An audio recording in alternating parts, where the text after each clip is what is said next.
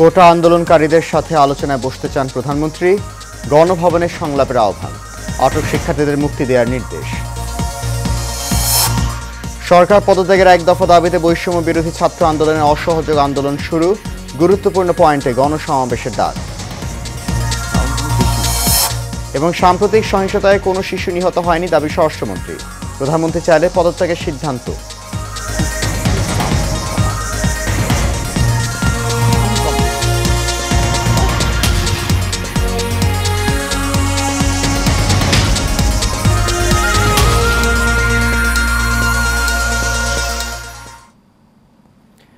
সবাইকে স্বাগত জানাচ্ছি সকালের এশিয়ান নিউজে। আপনাদের সাথে আছি আমি সৈয়দ মাহিউজ্জামান মুখর।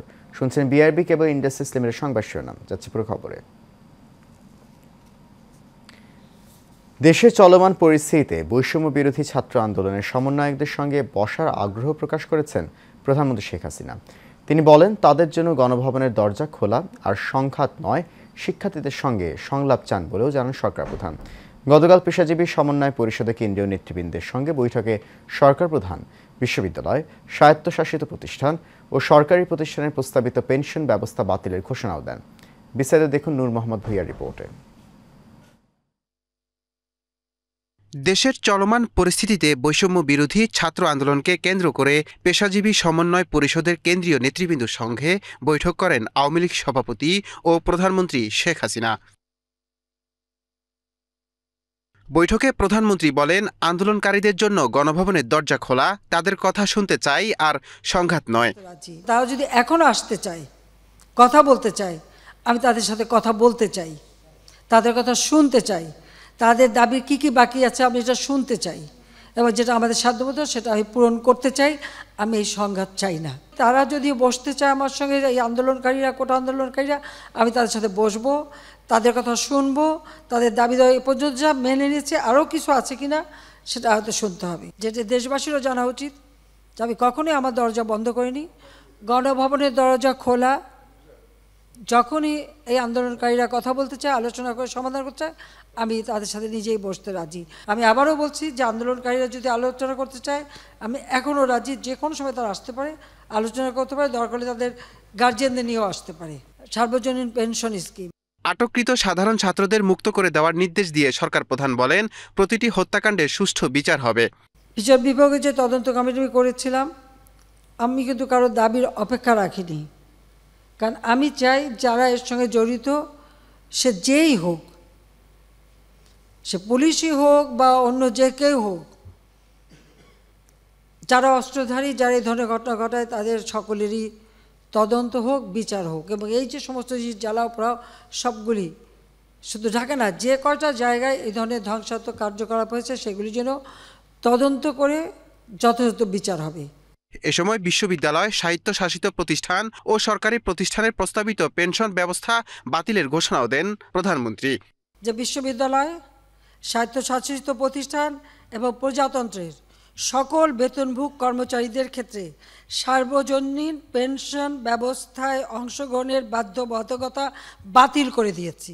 নূর মোহাম্মদ ভূঁইয়া, এশিয়ান টেলিভিশন, ঢাকা। জনগণের স্বার্থে এবং রাষ্ট্রের যে কোনো প্রয়োজনে বাংলাদেশ সেনাবাহিনী সবসময় জনগণের পাশে আছে এবং থাকবে বলে জানিয়েছেন সেনাপ্রধান জেনারেল ওয়াকারুজ্জামান। শনিবার আন্তঃবাহিনী জনসংযোগ পরিদপ্তর এক সংবাদ বিজ্ঞপ্তিতে এই কথা জানায়। এ সময় জেনারেল ওয়াকারুজ্জামান তার বক্তব্যে সব সেনা কর্মকর্তাদের উদ্দেশ্যে দেশের চলমান নিরাপত্তা পরিস্থিতির উপর আলোকপাত করেন। তিনি সেনাবাহিনীর কার্যক্রম সম্পর্কে বিভিন্ন দিক নির্দেশনা দেন এবং তাদের বিভিন্ন প্রশ্নের উত্তর দেন। পাশাপাশি তিনি যে কোনো পরিস্থিতিতে জনগণের জানমাল ও রাষ্ট্রীয় গুরুত্বপূর্ণ স্থাপনাসমূহের নিরাপত্তা নিশ্চিত করতে বলেন। সেনাবাহিনী প্রধান জেনারেল ওয়াকারুজ্জামান বলেন, বাংলাদেশ সেনাবাহিনী দেশের জনগণের আস্থার প্রতীক। জনগণের স্বার্থে এবং রাষ্ট্রের যে কোনো প্রয়োজনে বাংলাদেশ সেনাবাহিনী সবসময় জনগণের পাশে আছে এবং থাকবে। এক দফা দাবিতে সারা দেশে অসহযোগ আন্দোলন করছে বৈষম্য বিরোধী ছাত্র আন্দোলন। এছাড়া বেলা 11টায় রাজধানীসহ সারা দেশের গুরুত্বপূর্ণ পয়েন্টগুলোতে বিক্ষোভ ও গণসমাবেশ পালিত হবে। শনিবার দিবাগত মধ্যরাতে এক ফেসবুক পোস্টে এসব কথা জানান বৈষম্য বিরোধী ছাত্র আন্দোলনের সমন্বয়ক আসিফ মাহমুদ। তিনি বলেন, এক দফা দাবিতে অসহযোগ আন্দোলনের পাশাপাশি রোববার রাজধানীসহ সারা দেশের গুরুত্বপূর্ণ পয়েন্টগুলোতে বিক্ষোভ ও গণসমাবেশ পালিত হবে। সকাল থেকেই ঢাকার প্রবেশ পথগুলোতে ছাত্র জনতাকে অবস্থান নেওয়ার আহ্বান জানান তিনি আরও বলেন, কেন্দ্রীয়ভাবে শাহবাগে বেলা 11টা থেকে বিক্ষোভ ও গণসমাবেশ অনুষ্ঠিত হবে। সর্বোচ্চ উপস্থিতি নিশ্চিতে সকলের অংশগ্রহণের আহ্বান করা হচ্ছে।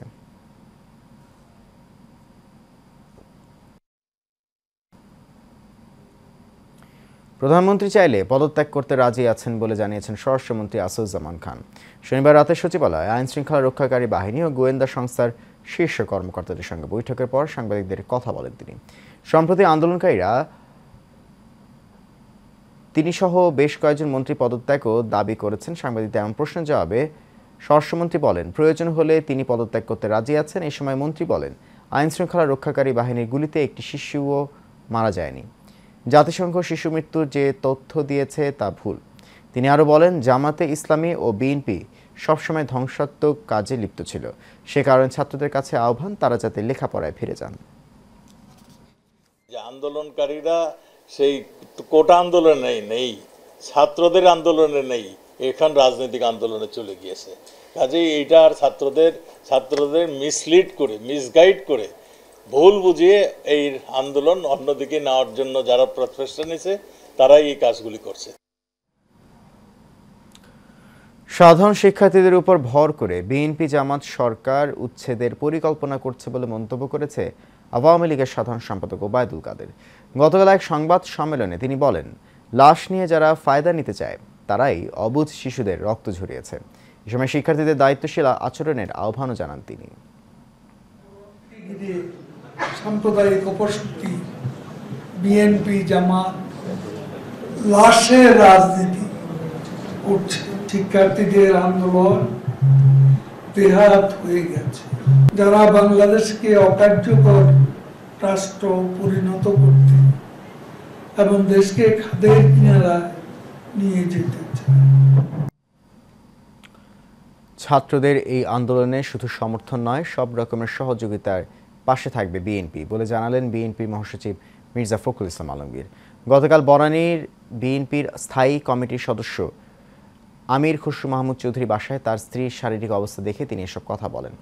মির্জা ফখরুল আরও বলেন, দেশে একটি গণজাগরণ শুরু হয়ে গেছে। ছাত্রদের বৈষম্য বিরোধী আন্দোলনে দেশের সমস্ত জনগণ একসঙ্গে যোগ দিয়েছে।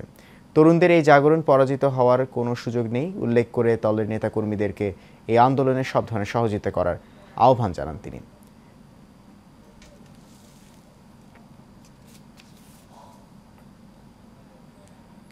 বর্তমানে দেশে চলমান সহিংসতার বিরুদ্ধে ঢাকার মুগদায় এক প্রতিরোধ সভা অনুষ্ঠিত হয়েছে।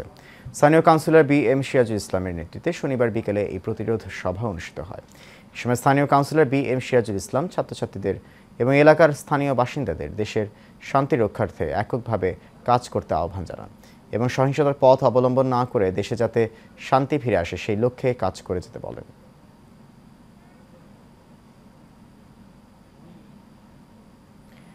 বেগম রোকেয়া বিশ্ববিদ্যালয়ের শিক্ষার্থী আবু সাঈদ নিহতের ঘটনায় 2 পুলিশ সদস্যকে সাময়িক বরখাস্ত করা হয়েছে।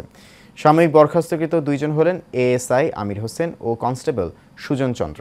গত 16 জুলাই দুপুরে কোটা সংস্কার আন্দোলনের সময় আন্দোলনকারীদের উপর হামলা চালায় পুলিশ ও ছাত্রলীগ। এ সময় পুলিশের গুলিতে গুলিবিদ্ধ হয়ে রংপুর মেডিকেল কলেজ হাসপাতালে ভর্তি হন সাঈদ। সেখানে চিকিৎসক তাকে মৃত ঘোষণা করেন। নিহত সাঈদ রোকেয়া বিশ্ববিদ্যালয়ের 12তম ব্যাচের ইংরেজি বিভাগের শেষ বর্ষের ছাত্র।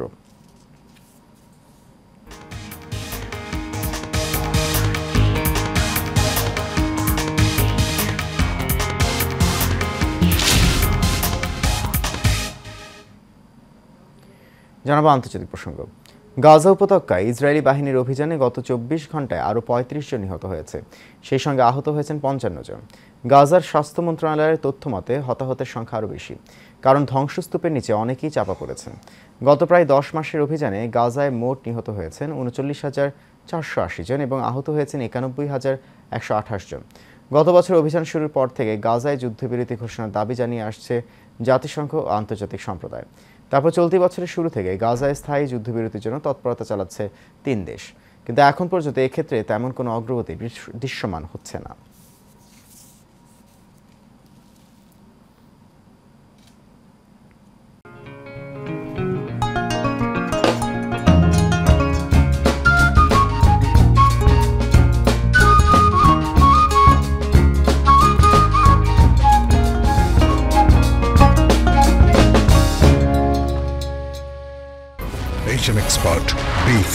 CWR স্বাধীনতার সুবর্ণ জয়ন্তীতে নতুন বাংলাদেশ গড়ার প্রত্যয় HM স্টিল B500 CWR।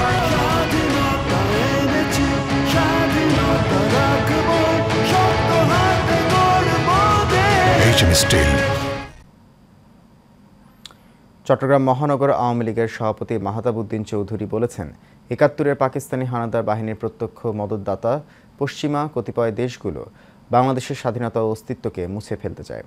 এজন্য তারা যাদেরকে মাঠে নামিয়েছে তারা সাধারণ মানুষের জানমাল ও রাষ্ট্রীয় সম্পদকে টার্গেট করে অশুভ খেলায় মেতে উঠেছে। তাদেরকে প্রতিহত ও নিশ্চিহ্ন করার লক্ষ্যে দেশপ্রেমিক শক্তিকে এক হতে হবে।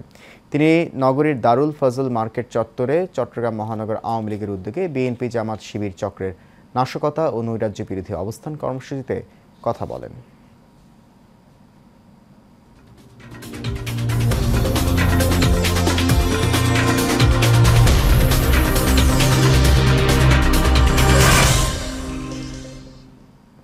জানাবো খেলার খবর। প্যারিস অলিম্পিকের কোয়ার্টার ফাইনালে আর্জেন্টিনাকে ১-০ গোলে হারিয়ে সেমিফাইনালের টিকিট নিশ্চিত করেছে ফ্রান্স। বোর্দোতে অনুষ্ঠিত কোয়ার্টার ফাইনালে পুরো ম্যাচ জুড়ে অবশ্য আধিপত্য দেখিয়েছে আর্জেন্টিনা। প্রিয় দর্শক, বাংলায় ডাবিংকৃত জনপ্রিয় টার্কিশ ধারাবাহিক আয়েশা মরিয়ম দেখুন প্রতিদিন রাত ৮টা ৩০ ও রাত ১০টা এবং পরের দিন সকাল ১১টা ৪০ ও বিকেল ৫টা ১৫ আমি চাই তুমি আমার ছেলেকে বিয়ে করো। আমি চাই তুমি আমার ছেলেকে বিয়ে করো মা। আপনি এমন সিদ্ধান্ত নিতে পারেন না বাবা। তোমার ভালোর জন্যই। আমার ভালো মন্দ আমি বুঝবো, আপনি ভাববেন না। তোমার কি ধারণা আছে তুমি এটা কি ভেঙেছো? হ্যাঁ, যত বড় মুখ নয় তত বড় কথা। লাক্স নিবেদিত বাংলার ডাবিংকৃত জনপ্রিয় টার্কিশ ধারাবাহিক ও পারিবারিক নাটকের এক অনবদ্য সৃষ্টি আয়েশা মরিয়ম সিজন 2। কে তুমি? হ্যাঁ, আমি আমিরের স্ত্রী। এর সাথে শেষ করব সকালে এশিয়া নিউজ। তার আগে বিআরবি কেবল ইন্ডাস্ট্রিজ লিমিটেড সংবাদ শিরোনামগুলো জানিয়েছে আরও একবার।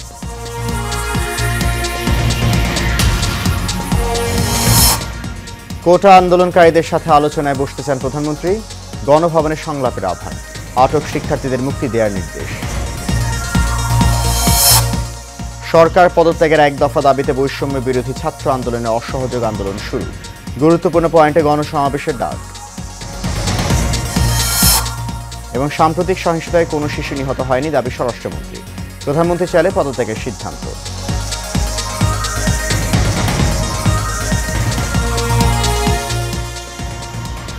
সকালে এশিয়া নিউজ এ পর্যন্তই। আমাদের পরবর্তী সংবাদ দেখার আমন্ত্রণ রইল। এতক্ষণ সঙ্গে থাকার জন্য অনেক ধন্যবাদ সবাই।